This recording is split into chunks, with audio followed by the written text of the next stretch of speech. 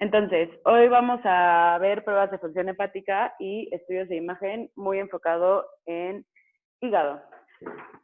¿Okay?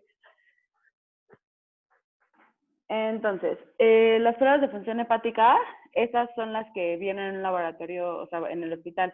Se dividen en marcadores bioquímicos de la lesión hepática y marcadores de la función hepatocelular. Para hacer una valoración integral, también debemos de pedir tiempos de coagulación para ver el TP, el INR, que son marcadores de la función sintética del hígado.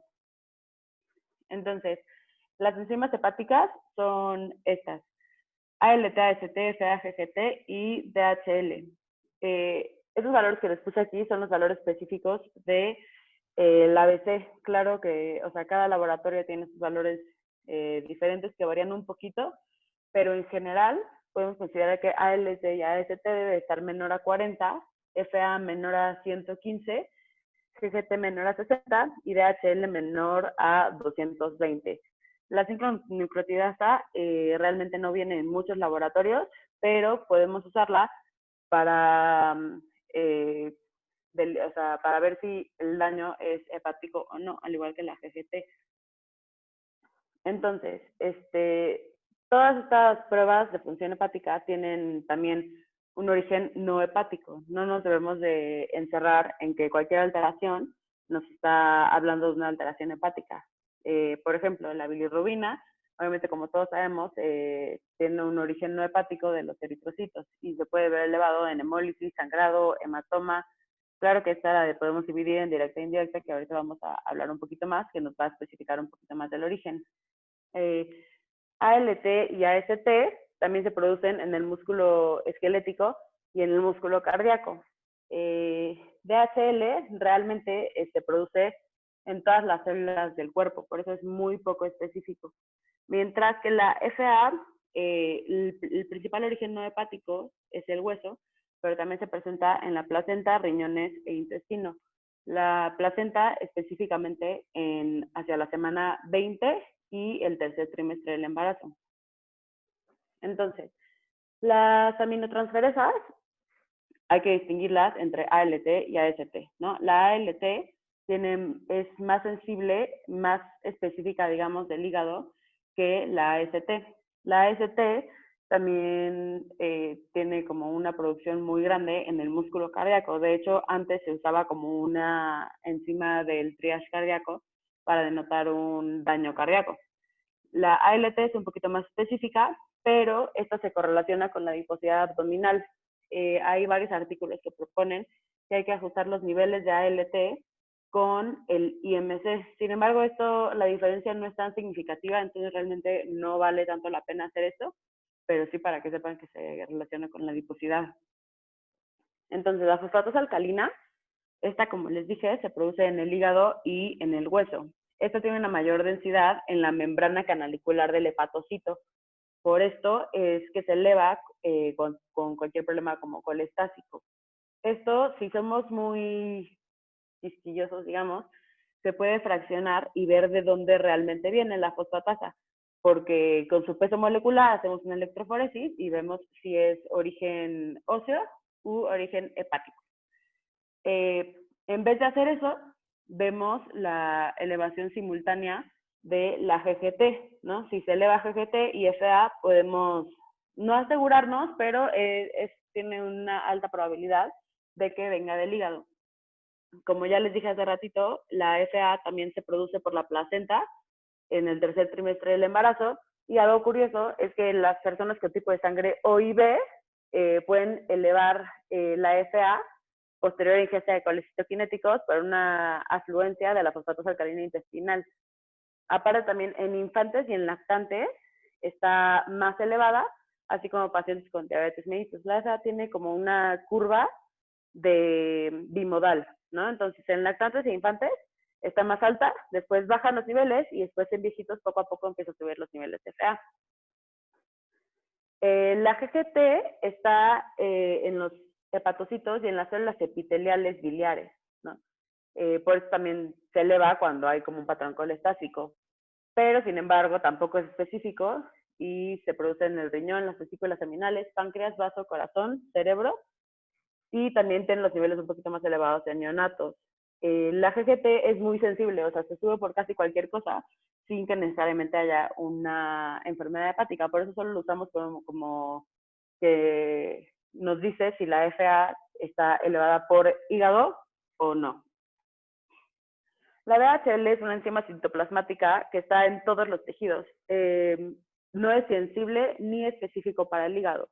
Y realmente no nos dice nada específicamente del hígado, pero sí nos puede ayudar para diferenciar de una hepatitis isquémica, en la cual la DHL va a estar súper elevada, comparada con una hepatitis viral, donde la elevación puede ser limítrofe.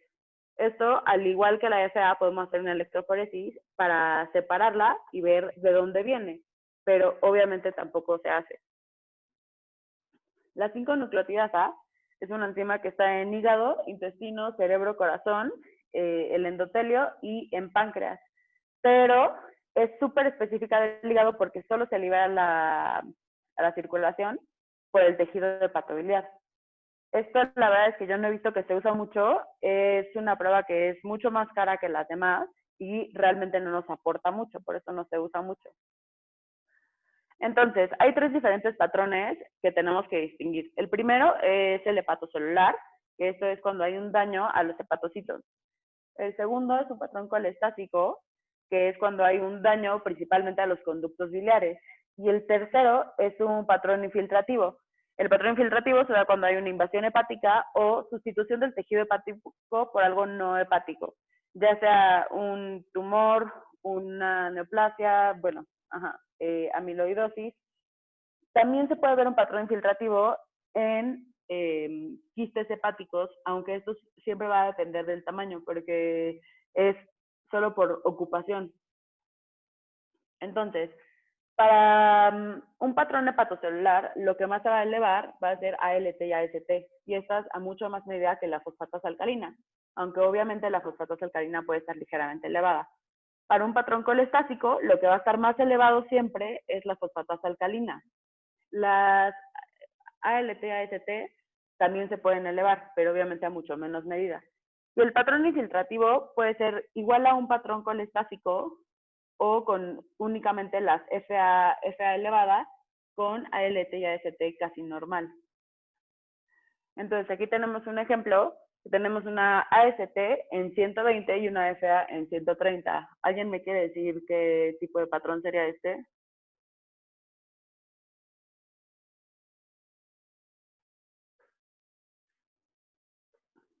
Bueno, entonces este sería un patrón hepatocelular, ¿no? Porque está mucho más elevado ALT y AST.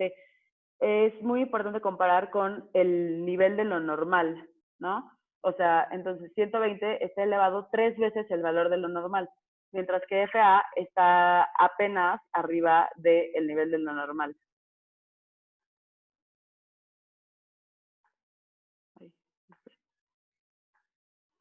Entonces, un patrón hepatocelular se ve en enfermedades que afectan los hepatocitos.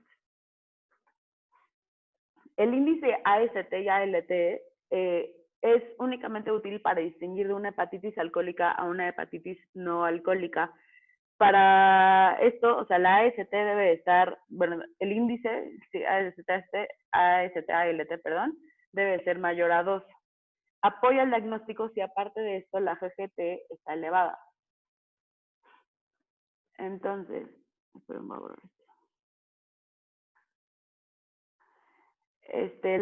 el grado de elevación de transaminasas nos puede orientar un poquito hacia cuál es el problema.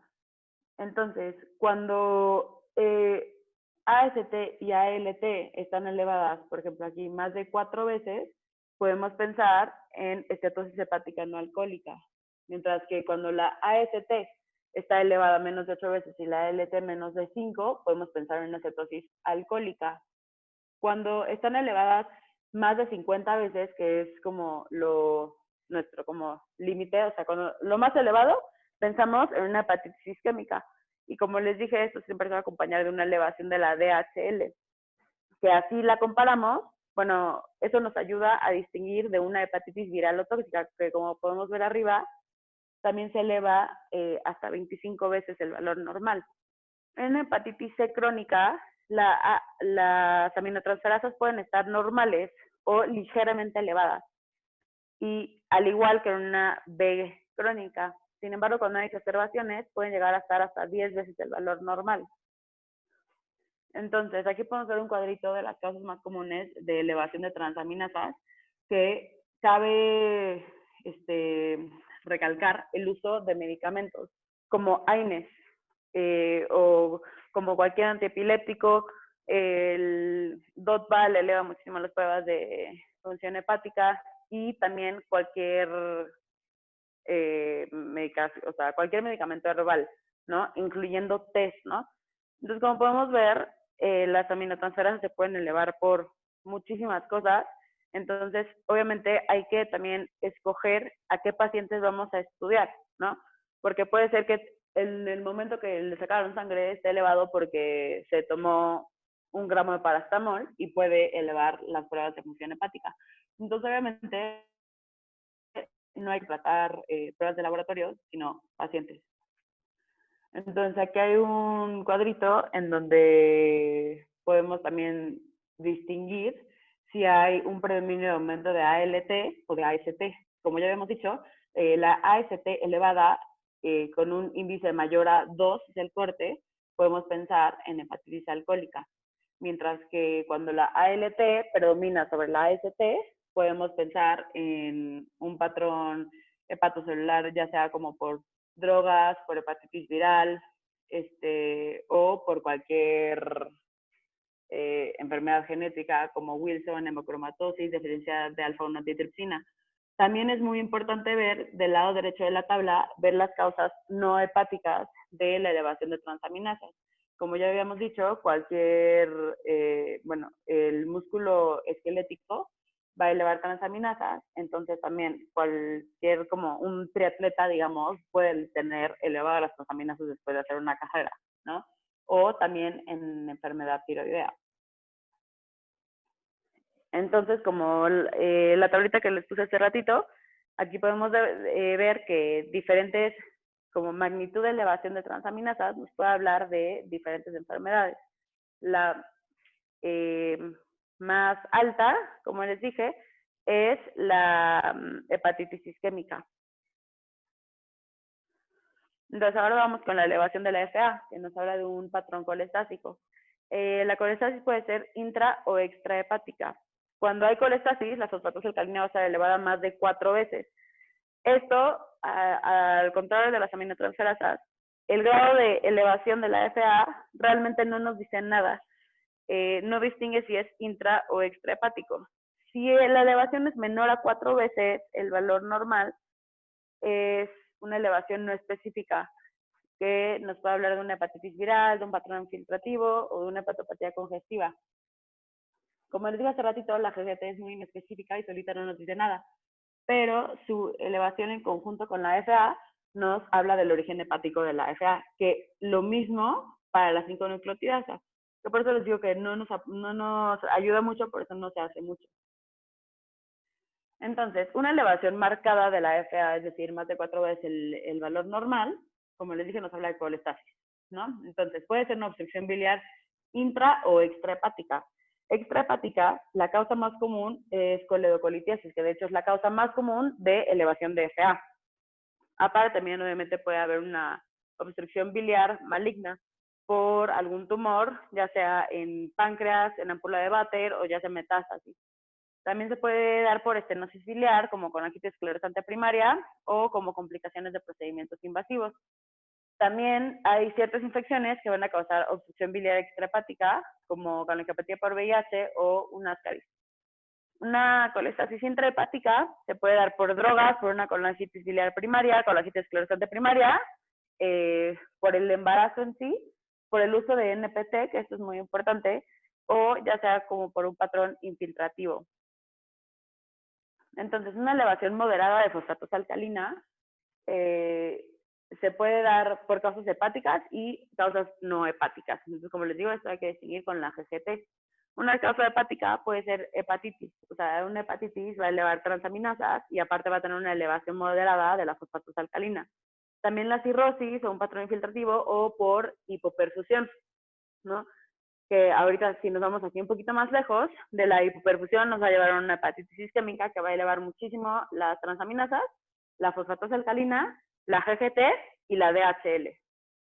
Origen no hepático puede ser fisiológico en los niños, como les dije que tienen una curva bimodal.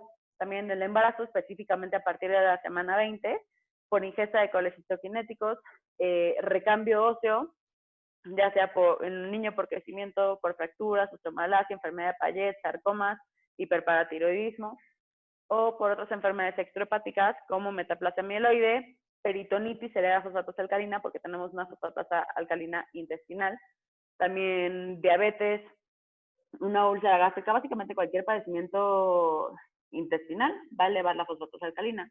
También hay ciertos tumores extrahepáticos que pueden causar elevación de fosfatasa alcalina, como sarcomas, ciertos tipos de cáncer de pulmón, cáncer gástrico de cabeza y cuello, renal, ovárico, uterino o linfoma de Hodgkin. Entonces, para determinar la causa de la elevación de la fosfatasa alcalina, primero hay que descartar las causas fisiológicas, ya sea que le tomaron la muestra después de comer, literal, o que está embarazada, ¿no? Después hay que determinar si el origen es hepático o no hepático. Para determinar esto, pedimos, como le dije, GGT o 5-nucleotidasa. Ya que vemos que esto está aumentado, entonces ya podemos, digamos, saber que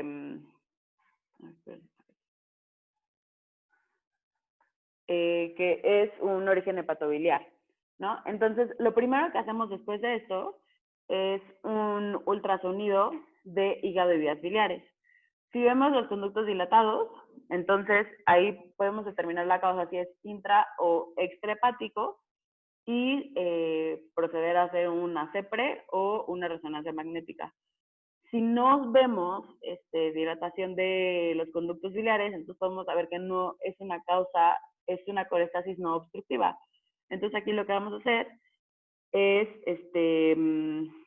pedir otros diferentes marcadores que nos van a hablar de si es colitis esclerosante primaria o si es, o sea, que para todo esto, para hacer el diagnóstico, tenemos que tomar una biopsia hepática.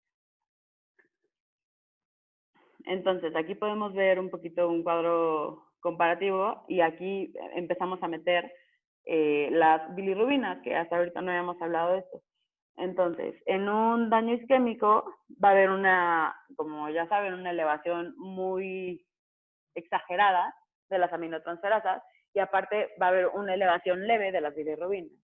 Una hepatitis tóxica va a haber una elevación igual exagerada de las aminotransferasas hasta 10 veces lo normal, con igualmente unos niveles de bilirrubina elevados, pero no tanto. Con una hepatitis viral, esto de la bilirrubina también se va a elevar de 5 a 10 veces lo normal. Con una obstrucción biliar, las aminotransferasas pueden o no estar elevadas y va a haber un aumento exagerado de las bilirrubinas. Con una hepatitis alcohólica se va a elevar básicamente todo, ¿no? Y como ya hemos visto antes, el índice AST-ALT debe estar mayor a 2 para considerar que es un origen alcohólico. Para un patrón infiltrativo, eso es bastante difícil de distinguir y realmente para distinguirlo hay que hacer una prueba de imagen. Entonces, el patrón es similar al colestático. Y las imágenes que hacemos que más usamos, más bien, es ultrasonido, TAC o resonancia. Aparte también, como todos sabemos, la CEPRE es un estudio diagnóstico y de tratamiento y que la usamos bastante, ¿no? También podemos hacer una con la angiografía transhepática o una resonancia magnética. La resonancia magnética identifica con mayor exactitud cualquier lesión del árbol biliar. Muy frecuentemente vamos a necesitar una biopsia para determinar como lo infiltrativo, ¿no? Con esto podemos diagnosticar amiloidosis, sarcoidosis, cirrosis biliar primaria. Es muy importante saber que en un tumor hepático, el hacer una biopsia percutánea saca al paciente de las probabilidades de hacer un trasplante hepático, entonces también eso no se debe de hacer. Vamos a hablar de las bilirrubinas. Ayer nos habló Guillo bastante del metabolismo de las bilirrubinas, entonces me voy a ir un poquito rápido, ¿no? Pero como sabemos, la bilirrubina es el producto final de la degradación del grupo M. En el vaso, el grupo M se va a juntar con, bueno, se va a convertir en biliverdina, y después biliverdina con biliverdina reductasa se va a convertir en bilirrubina. La no conjugada o la indirecta se va a ir en el suero con la albúmina y se va a ir al hígado. En el hígado se va a conjugar con la UDP-glucuronil transferasa y después se va a excretar al intestino, y en el intestino por acción bacteriana, por los urobilinógenos, se va a convertir en urobilinógenos, y en el ilion terminal se reabsorbe una pequeña parte y lo demás se va a ir con las heces, ¿no? Entonces, una elevación de la bilirrubina directa nos va a hablar de enfermedad hepática, directa o conjugada. Una elevación de la no conjugada o de la indirecta nos va a hablar más bien de una enfermedad hemolítica. Entonces, solo la bilirrubina directa aparece en orina, por lo tanto, solo una elevación de la bilirrubina directa nos va a dar coluria. Esto es porque, como les dije, la bilirrubina indirecta va ligada a la albúmina y es porque es hidrofóbica, ¿no? Entonces, el 90% de la bilirrubina sérica es indirecta. Entonces, cuando hay una hiperbilirrubinemia indirecta, vamos a pensar, como ya les dije, en hemólisis, en Gilbert o en todos los síndromes de Najar y esos, que pues bueno, no tienen mucho quirúrgico, pero pues obviamente hay que saber distinguirlo. Entonces, bueno, ya. Para distinguir Gilbert y hemólisis hay que ver mucho el contexto. Cuando hay una elevación de la bilirrubina indirecta por hemólisis, pues obviamente también va a haber disminución de la hemoglobina y va a haber aumento de los reticulocitos porque va a ser una anemia regenerativa. Mientras que en Gilbert hay una elevación que es muy discreta, o sea, nunca va a estar muy elevada la bilirrubina indirecta, y se eleva principalmente en situaciones de estrés o de ayuno. Esto el 5% de la población la tiene y realmente no tiene ninguna repercusión y es completamente asintomático. Entonces, cualquier enfermedad hepática va a causar una elevación en la bilirrubina directa. La bilirrubina indirecta puede estar elevada ligeramente o normal. Entonces, obviamente, para determinar que es una enfermedad hepática, vamos a ver a las demás pruebas de función hepática. Vamos a ver cómo están la LT, AST, FA, GGT, como todo lo previo que les dije. Cuando hay algún tipo de hemólisis, va a haber una elevación de la bilirrubina indirecta. Y es como les dije, hay que hacer el abordaje de una anemia, hay que pedir reticulocitos, y pruebas de función hepática que por lo general van a estar normales, a excepción de la DHL. En la enfermedad de Gilbert, el resto de las TSH también van a estar normales, y aquí obviamente lo importante es que no va a haber una anemia, o sea, muy marcada, porque pues no se da por una hemólisis importante, digamos. Entonces, para evaluar también la función sintética del hígado, vamos a pedir albúmina, INR y TP. El TP se ve afectado porque el hígado produce los factores 1, 2, 5, 7 y 10. Entonces, obviamente, cuando hay una afección en la función, va a haber una disminución en la producción de esos factores, entonces se va a prolongar el TP. Estos marcadores se van a empezar a afectar ya con patologías más crónicas. O sea, una hepatitis viral aguda no va a afectar albúmina, INR y TP. Sin embargo, una cirrosis, obviamente sí se van a ver afectados. Vamos a alguna pregunta con las pruebas de función hepática. ¿Nada? ¿Todo bien? No, todo bien. Todo bien. Va. Perfecto. Entonces, vamos a ver los estudios de imagen. Aquí me enfoqué mucho en hígado específicamente porque sé que hay una clase de vesícula biliar. Entonces, vamos a ver estudios de imagen de hígado. Lo primero que se pide siempre en cualquier patología hepática va a ser un ultrasonido. Lo bueno de esto es que es muy barato, lo malo, como todos sabemos, que es operador dependiente. Nos va a decir muchas cosas, podemos hablar del tamaño, del contorno, de la ecogenicidad, de la vascularidad, de las vías biliares o si tiene tumores o colecciones.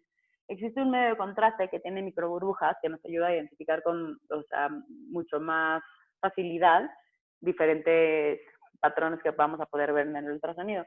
Y el Doppler nos va a ayudar a evaluar la vascularidad.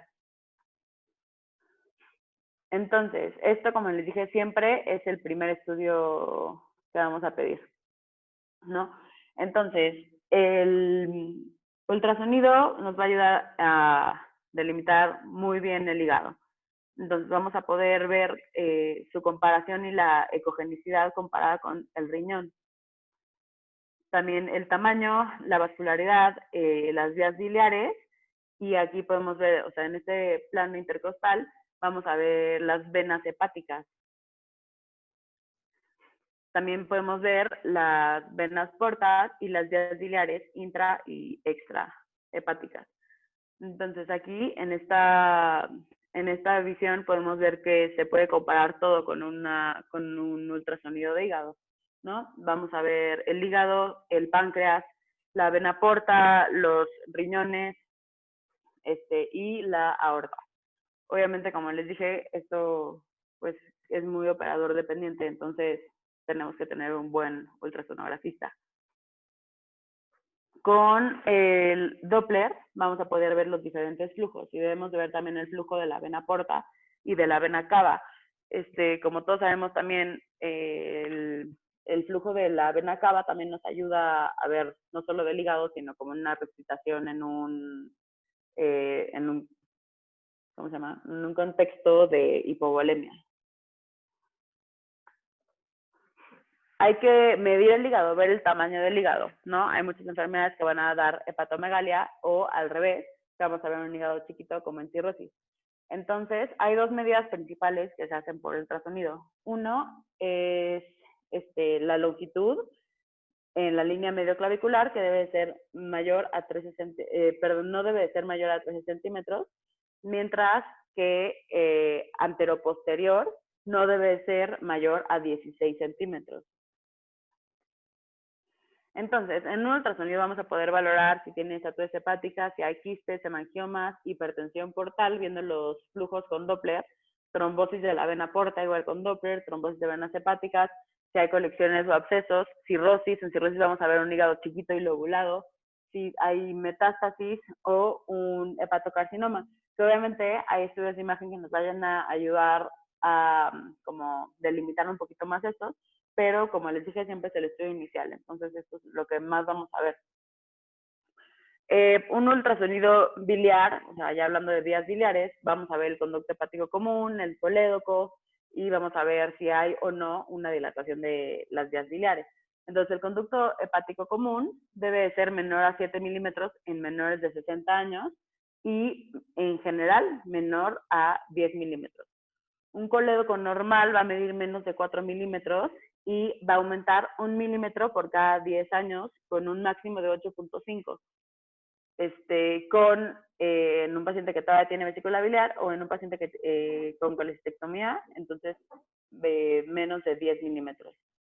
Un ultrasonido puede detectar litos de hasta 1.5 a 2 milímetros con un buen ultrasonografista. Entonces, aquí podemos ver el conducto hepático y el colédoco. Aquí del lado derecho vemos cómo se mide el colédoco. El siguiente estudio de imagen que vamos a ver es una tomografía. La tomografía es muy buena porque tiene una muy buena relación costo-beneficio, relativamente barata, o sea, la desventaja es que obviamente emite radiación, pero tiene mayor sensibilidad y especificidad que el ultrasonido y vamos a ver mejor una patología tumoral. Y también obviamente podemos usar medio de contraste y vamos a usar medio de contraste y lo vamos a ver en 3 diferentes fases para poder caracterizar mejor las lesiones hepáticas. Entonces, cuando no usamos medio de contraste, vamos a poder ver la calcificación, si tiene hemorragias, hay infiltración grasa, La fibrosis, esta la medimos de forma indirecta porque pues más bien vamos a ver un hígado como lobulado y chiquito, y eso nos habla de fibrosis, pero podemos medir específicamente la fibrosis con otros estudios de imagen. Con medio de contraste va a aumentar la diferencia de la densidad entre el parénquima normal y el patológico. Esto es lo que les digo del estudio trifásico. Vamos a ver un poquito más. Entonces, se va a dividir en fase arterial, fase venosa y fase de equilibrio. De esta tablita, lo que quiero que pongan atención es el hepatocarcinoma, que se va a aprender, digamos, en fase arterial, se va a hacer isodensa, por lo general en una fase venosa, e hipodensa en una fase de equilibrio. El hepatocarcinoma es de los pocos tumores que se puede diagnosticar 100% con un estudio de imagen. Realmente con que tengamos este patrón, ya podemos decir que es un hepatocarcinoma, no necesitamos la biopsia. Los otros dos importantes es, uno, la hiperplasia nodular focal. ¿Por qué? Porque es muy parecida al hepatocarcinoma, pero este es benigno. Este va a tener un realce rápido en la fase arterial y tiene una cicatriz central que podemos ver con mayor exactitud en la fase venosa y una fase de equilibrio isodensa, pero en la cicatriz central se va a ver hiperdensa. También es importante distinguir de los hemangiomas, que va a tener un realce periférico en la fase arterial, un realce centrípeto en la fase venosa y un realce ligeramente hiperdenso en la fase de equilibrio. Entonces aquí podemos ver cómo el hemangioma capta de la periferia hacia el centro. Podemos ver en el cuadrito en medio,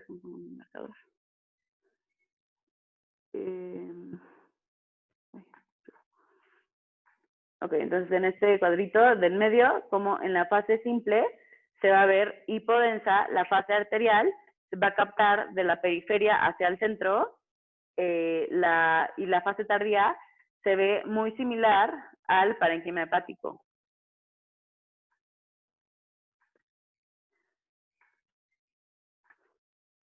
Una hiperplasia nodular focal, en la fase arterial se va a ver muy similar al parénquima. La fase venosa va a tener un realce centrípeto y se va a ver la cicatriz central hiperdensa, ¿no? Aquí se ve muy claro la cicatriz central hiperdensa.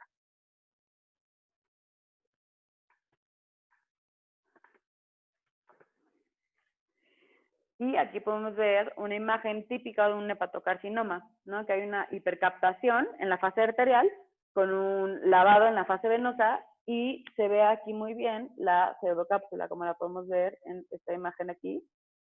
Hay un realce de la periferia que hace, o sea, parece que el tumor tendría una cápsula, ¿no? Ok. También es muy útil la TAC para ver el remanente hepático en el contexto de una hepatectomía. Podemos hacer una volumetría. Como lo vimos en la clase con el doctor Farbe, es necesario tener un 20 a un 30% de remanente hepático para hacer una hepatectomía, siempre y cuando sea un hígado sano, mientras que queremos un 40% en un hígado cirrótico. Entonces, para eso también nos sirve mucho la tomografía. La resonancia magnética nos ayuda mucho a distinguir las enfermedades infiltrativas y al igual que la TAC, de acuerdo a la captación del medio de contraste en la fase, nos va a ayudar a distinguir los diferentes tumores.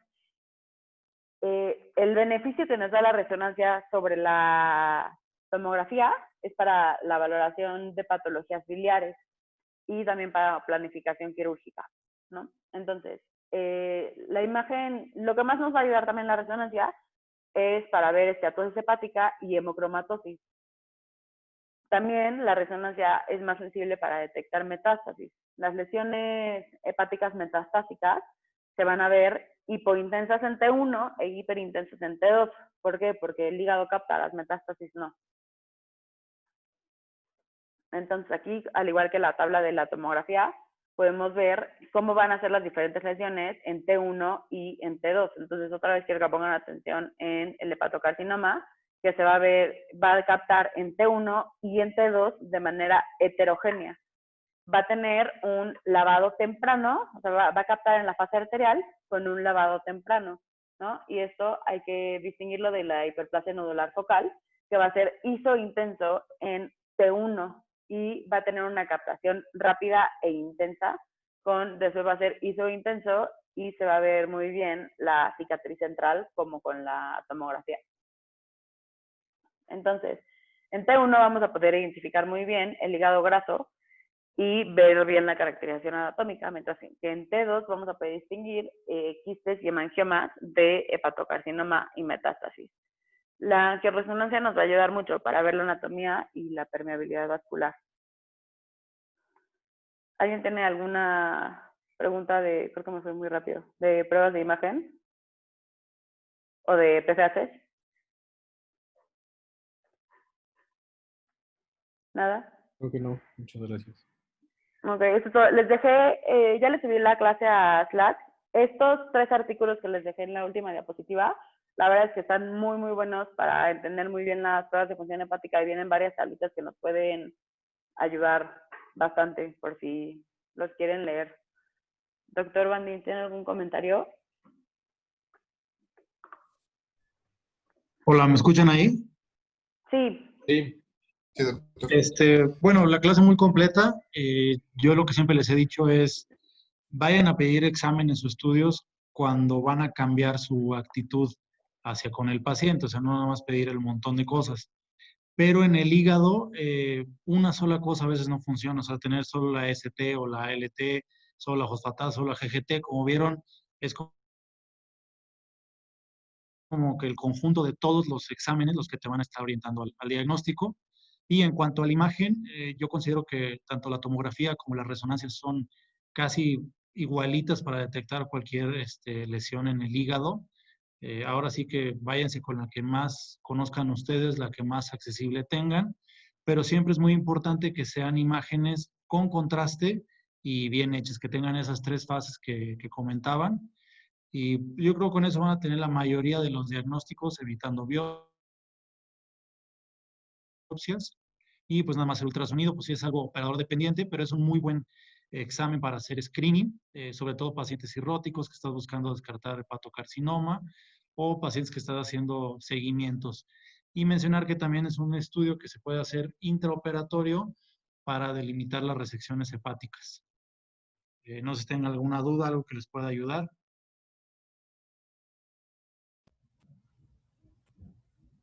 Igual creo que, nada más para aclarar, no sé si yo lo entendí mal, pero en cuanto al diámetro del colédoco, el límite en Dime. normalidad son 6 milímetros, ¿no? Y ahí a partir de ahí es donde aumenta 1 milímetro por cada década de vida. En el colédoco, Ujú. sí. Sí, yo creo que el límite incluso luego te lo mandan hasta 5 milímetros y va aumentando poco a poco, aunque ya pacientes post-colecistectomía, pues Y también lo el pueden tener un centímetro. poquito más grande.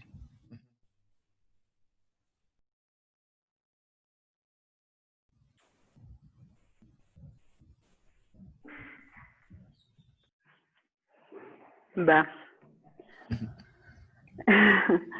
Aquí les dejo, bueno, este cuadrito la verdad es que se me hizo buenísimo, el de la TAC y el de la resonancia. Entonces también para que revisen los demás patrones que no revisamos, pero creo que los importantes son los que les dije. Entonces también ahí se los dejo para que lo vean.